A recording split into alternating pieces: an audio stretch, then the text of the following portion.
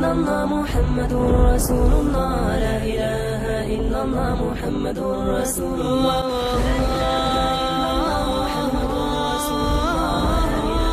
illallah Muhammadur Rasulullah.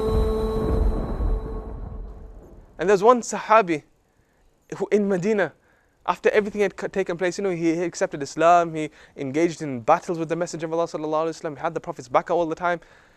He came to the Messenger of Allah and he goes, I got to speak to you one-on-one. And the Messenger of Allah said, what's up, what's wrong?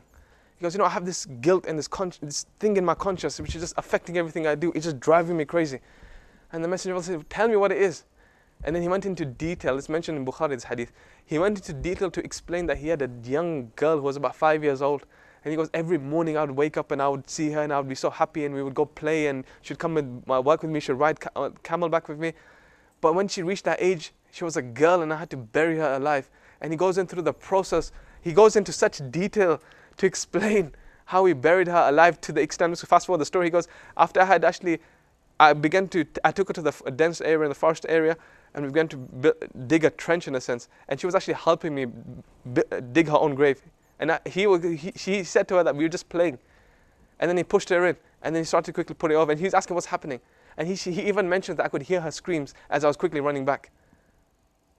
As he was mentioning this, if I mention full blush detail, we're going to have some tears coming out. But as he's mentioning this, the Prophet ﷺ's whole beard became moist in tears. And he was like, oh my God, are you serious? Even though Allah's forgiven you, but how could you do something so barbaric?